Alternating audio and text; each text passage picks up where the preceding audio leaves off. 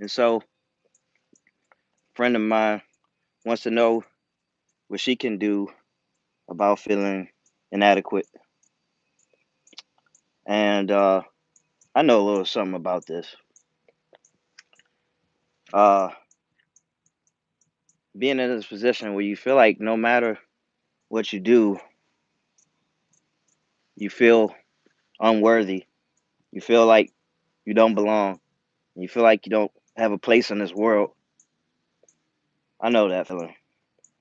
Well, if there's one thing that I realized is that life presented itself to me in a way where I could find a way to stop feeling inadequate, feel very powerful, can feel like I am someone and I'm becoming someone, something greater.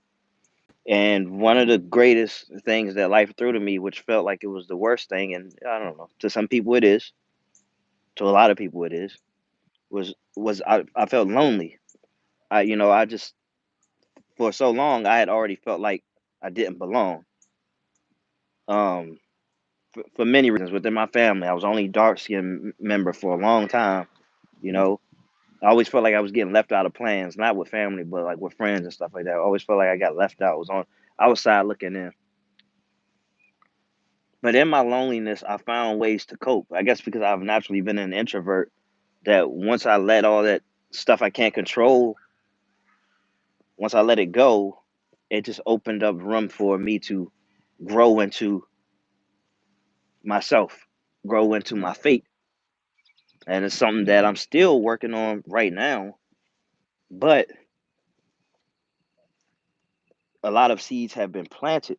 And that's because I didn't resist. I didn't resist the situations that I found myself in, the hand I was dealt, the circumstances. I didn't resist it. Now, at times I did, but once I stopped resisting, that's when the magic started to happen. Now, to feel more adequate, to feel more powerful, feel like you're finding your way in life, you have to answer some calls that nobody's going to do for you. There are some things in your life right now that you always wanted to do, but you haven't been doing because nobody's making you do it. And you have to make yourself do it. You have to do these things. You have to work out. You have to make yourself work out. You have to make yourself read. You have to make yourself ask the tough questions. You have to make yourself meditate. It's all about what you do. And the more you do things on your own accord, the more you take initiative, the more powerful you're going to feel. You know, you don't need anybody to tell you what to do. You don't need anyone to dictate what you do. You move yourself. All right. So if you are a very dependent person, with that mentality, it's not going to work for you. You're always going to be following somebody and you're going to die with a bunch of regrets. You may have a bunch of regrets right now. And so the answer to that is to take life into your own hands in every aspect of your life. Take it upon yourself to be a student when nobody's around, be in your quiet studies. That's not the time to wish you had people around you. That's the time to better yourself. That's the time to challenge yourself. You know, that's the time to sit with your thoughts and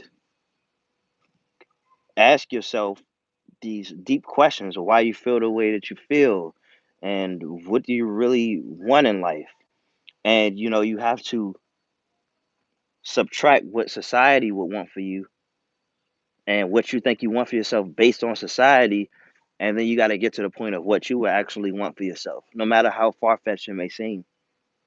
I think everything is important. Everything is relative when it comes to what you want, because then you can start thinking about short term, long term, in between, and just bridge that gap so you can have your short term clicking on all cylinders, the long term, everything in between clicking. Now you really feel like you're getting somewhere. All right. And you have to build a type of confidence that can only really come from competence, that can only really come from applying yourself, applying what you learn, spending a lot of time learning. I always talk about immersion, spending a lot of time immersing yourself in things that matter to you, not just things that take up time, like watching television. All right. Certain sacrifices just have to be made. Like me personally, I hardly ever watch TV during the day. It's just a habit that I kind of had for years. Not always perfect, but for years, from when I was trying to make my first book. So from late 2013 to about now, I would put off TV to the end of the day. All right, just because it's just certain sacrifices that you got to make, especially because I feel because me, I don't work a 9 to 5 job. I can't afford myself those type of luxuries because it's like, all right, if I was working, I would be at work. So I mean, I have to be at work in my own right. I have to be serious about this. I gotta respect myself. You gotta respect yourself by doing the things you say you want to do. Because again, nobody, and that's the downside of being an adult, which a lot of us will look at as an upside, but it's a double-edged sword, really, depending on who you are, is that nobody's gonna make you do any goddamn thing. All right. And in fact, a lot of people would prefer that you don't do anything with your life because then they won't have a reason to feel inadequate in their own right. You know what I'm saying? I hate that this is the type of world that we live in, but hey, it is what it is, man. You just got to get so comfortable in your own skin and in your own life where you don't even worry about that envy shit. You know what I'm saying? A lot of people who envy you probably not gonna go to where you would like to go or where you do end up going. You know what I'm saying? If you are to be successful in your own right. All right. So I think I just want to take a couple seconds to see if that pretty much sums it up. How you can stop feeling inadequate. Yeah, man, you got to find that power within yourself. You got to build yourself up. You got to be your own biggest fan. You can't move off of everybody else's validation or what other people may say and things like that. And I know it's easier said than done, but I mention these things so you can kind of reverse engineer so you can see how you can get to that point. Something that I was thinking about is I've actually, I talk a good talk, but sometimes I had to sit with myself to see if I really if this is really true for me. And that thing about validation, about getting validation from others. And I can truly say that the validation of other people don't really matter. Because when I get validation, it just doesn't even stick. Not even from a low self-esteem aspect where it's like, "Well, yeah, you're just saying that." Now sometimes I do say that, but like when you come from like so if people validate me, say, "Oh, you're very smart," or "You're very this," it doesn't mean anything to me. It only means something if I'm the one saying it to myself. Now I know I've reached a certain point in my life where I have a type of power that nobody can take away from me, and it's not arrogant. Although sometimes being arrogant is a good thing, because people will try you, people will try to tear you apart, try to catch you slipping, try to catch you looking stupid.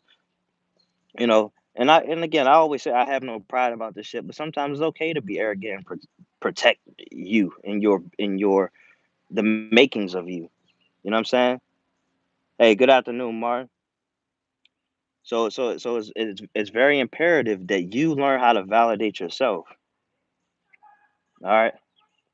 And so with that being said, I hope this helps. I got things to do. Take care.